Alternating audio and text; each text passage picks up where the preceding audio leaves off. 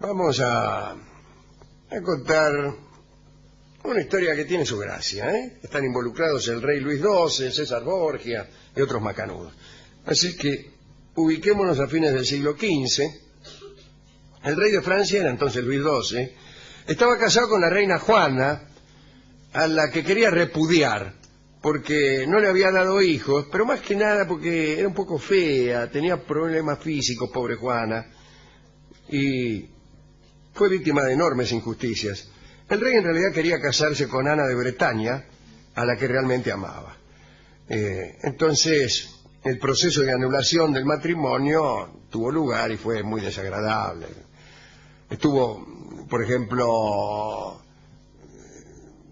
signado por la conducta de unos jueces, que eran todos cercanos al rey, que certificaron una enorme serie de falsedades que humillaban a Juana. Se le reprochó, por ejemplo, no haber consumado su matrimonio, lo cual era mentira. Ella, con toda prolijidad, se defendió, indicando los lugares en los cuales el rey se había mostrado tierno con ella, e incluso el número de sus uniones. 6 veces en Liniers, 3 veces en Lusignan, 3 en Orleans, 1 en Nantes y 4 en Amboise. Las tenía contadas. Pero no hubo caso.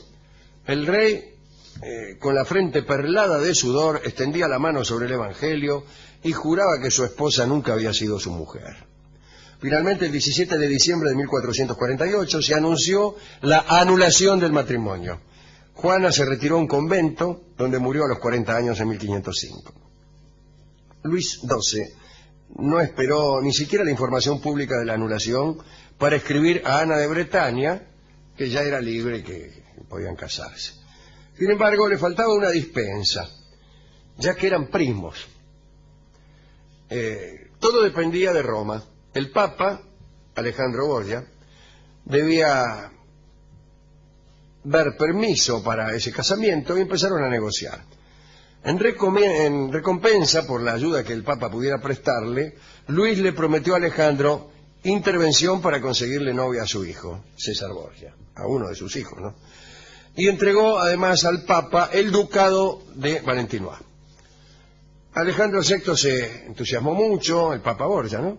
Y entregó la dispensa para que el rey pudiera casarse con Ana de Bretaña. Y el rey se apuró, se casó más rápido que ligero. Su boda tuvo lugar en la mayor intimidad, en una capilla. Después los esposos se dirigieron a Amboise y el rey Luis, para cumplir con su promesa, empezó a buscarle una novia a César Borgia, que ya estaba en Francia. Se constituyó en Francia para ver qué novia le encajaba. Durante un banquete, en marzo de 1499, Luis puso a César Borgia ante Carlota de Aragón. La idea no disgustó a César, que de ese modo se hacía prácticamente dueño de Nápoles. La Casa de Aragón dominaba Nápoles desde hacía no tanto, pero lo dominaba. Bien. Pero salió todo mal. Carlota parece que gustó de otro tipo y no le dio bolilla a César. Algunos dicen que huyó aterrorizada ante la posibilidad de unirse a un Borgia, porque ya en aquel entonces tenían tanta mala fama como ahora. Luis XII propuso entonces unir a César a su sobrina, la hija de Jean d'Artois, pero la muchacha también lo rechazó. Y el Papa empezó a preocuparse al ver que su hijo corría el riesgo de convertirse en el hazmerreír de la nobleza europea. Y entonces amenazó al rey de Francia con quitarle la dispensa del casorio y anular el matrimonio. Al final Luis pudo encontrar a una, que se llamaba Carlota también, y era la hija de Alain d'Albret, que acá dice duque de Guyena, y parece que investigaciones que uno mismo ha realizado no conducen a mucho, pero el apellido Albret está relacionado, me parece a mí, aquí toco de oído, con la región de Navarra. El rey, la reina de Navarra, Juana de Navarra, era Juana de Albret, y era la mamá del rey, del que después fue rey de Francia, Enrique IV, el primero de los Borbones. Así que era un apellido ilustre y real en Navarra. Quiere decir que tenía su importancia esta chica. Era hermosa, era inteligente, era dama de honor de la reina Ana de Bretaña, y Alain d'Albret pidió para entregarla mucha guita, pidió guita. Y entonces las negociaciones se dificultaron. Para facilitar la conclusión del matrimonio, además de plata, César debió ceder aquel ducado de Valentinois a su esposa. También hizo que nombraran a un hermano de Carlota cardenal, o sea que tuvo que poner de todo. Finalmente, el 10 de mayo de 1499, se firmó el contrato de matrimonio entre César Borgia y Carlota d'Albret en presencia del rey Luis XII de Francia.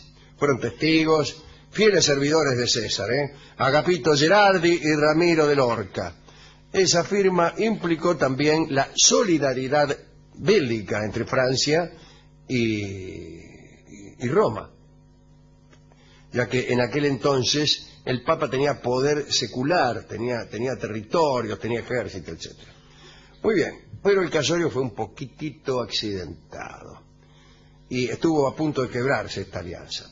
Cesare hizo a su padre, el Papa, el relato de su noche de bodas en una carta en la que se jactó de haber hecho 8 viajes. Pero Cesare mentía. Hizo viajes, pero no en ese sentido. Las crónicas cuentan que César, temiendo alguna dificultad, había pedido al boticario algunas píldoras afrodisíacas para asegurarse una buena noche. Pero según cuenta la historia, en lugar de darle lo que le pedía, el boticario, por malicia o por error, le encajó unas píldoras laxantes que por desgracia fueron muy eficaces. Y así César anduvo toda la noche yendo al retrete, según consignaron las damas de compañía a la mañana. En cualquier caso, Carlota no le dio importancia a aquel incidente y el casamiento se consumó a la siguiente jornada.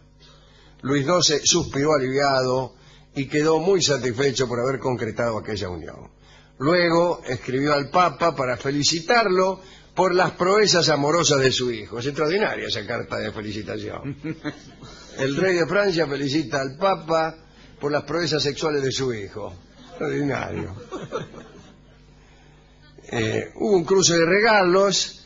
Por algunos años César fue el aliado predilecto del rey francés, pero después no. Es decir, fueron felices por un tiempo, no para siempre. Dedicamos esta infidencia de alcoba a la pobre Juana, aquella que estuvo casada con Luis XII y que fue repudiada. Y también al boticario que se equivocó al darle medicamentos a Cesare.